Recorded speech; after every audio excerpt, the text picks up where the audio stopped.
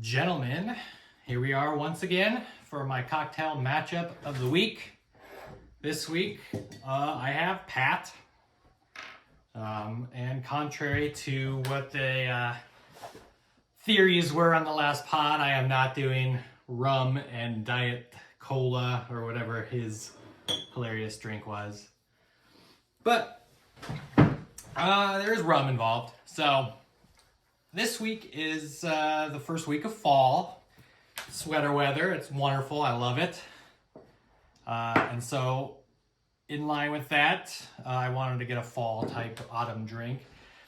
And I thought, Pat, peaches, maybe something with fruit. I'm sure I could have found like a peachy cocktail, but that didn't seem quite right for the time of the year. And I recalled that Pat and Amanda, and probably his two kids now, go to the Orchard every year. It's kind of a little tradition they do, which is enjoyable. And so I decided to go with a cocktail called the Apple Smash. It is considered kind of like the official cocktail of fall. And I think it'll be good. So without further ado, let's get started. All right, the first thing you're going to need is an apple slice, which you're going to muddle in the bottom of a mixing glass. So I'll do that. Oh yeah, muddle that. Which is just a fancy term for crushing and smashing, muddling it. The other thing you're going to want in this cocktail is you're going to have 2 ounces of rum. It calls for white rum, but any rum you got will be fine. 1/2 ounce of simple syrup. It's really easy to make your own simple syrup if you want. It's basically just boiling water down with a bunch of sugar. Another trick, if you don't have simple syrup and don't feel like making it, is you can just put like a teaspoon of sugar and a little bit of water in and kind of muddle it up that way. Or a sugar cube people use. So if you need to do that. 1/2 ounce of lemon juice. And they call for different types of bitters. They say like, hey, get like a barrel aged, kind of like a whiskey bitter or something. I'm using mole bitters because it's got like cinnamon and chocolate, and I don't know, it feels like it would be good for a fall type one. So anyway, so you'll muddle up that apple a little bit. Apple slice. It calls for like a Honeycrisp apple. I just got one. We actually also went to the Orchard this last weekend. So, all right, get that good muddled. All right, and then we'll add the ice.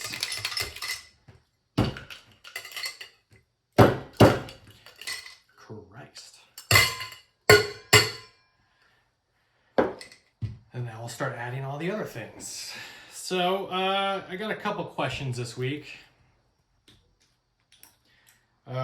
One's not so much a question as a challenge, I guess. Nick wants me to tell my opponent that they suck without saying you suck.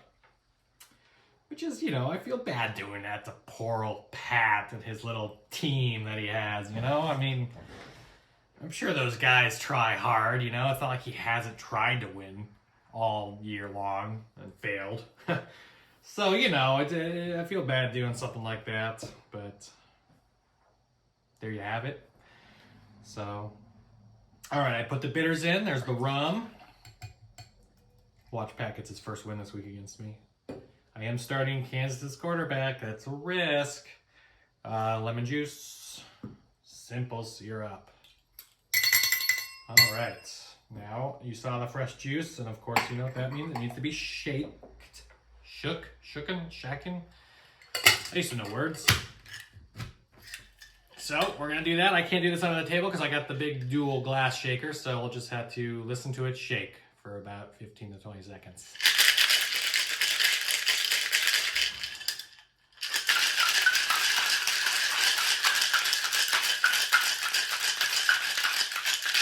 It's like a shake weight.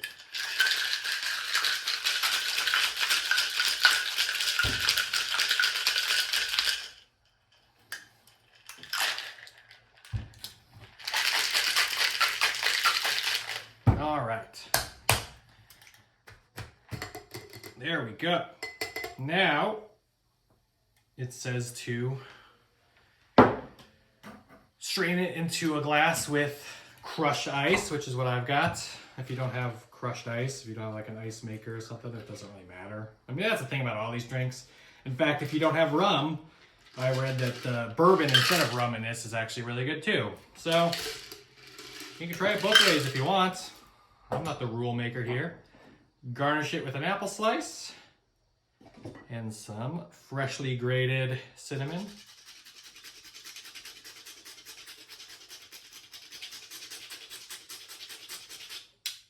And voila, got yourself an apple smash.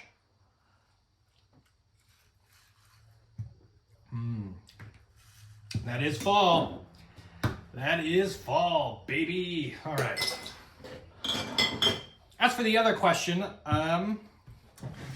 Eric wanted to know what my favorite nonfiction book I ever read is and to talk about it. So I actually grabbed a couple. It's a lot of recency bias. I'm sure like 20 years ago there was one that maybe I would consider my favorite, and I just don't recall it now. But one is The Baseball 100 by Joe Posnanski. He's this fantastic baseball writer, and it's basically like his 100 best baseball players of all time. It's not so much about where they're ranked or who's on the list necessarily. It's just kind of like 100 essays about these baseball players, and it's really great. He's a really phenomenal baseball writer, and it's just fun to go back in history and read about all these great former players, Negro Leaguers, Mexican Leaguers, and stuff. It's really great. And then How to Be Perfect by Michael Schur. Maybe you've probably seen shows. You know, he was a writer on the American Office, and he helped create The Good Place, and he helped create Parks and Recreation, and a lot of these other shows he's been producers on and stuff. He's a fantastic comedy writer.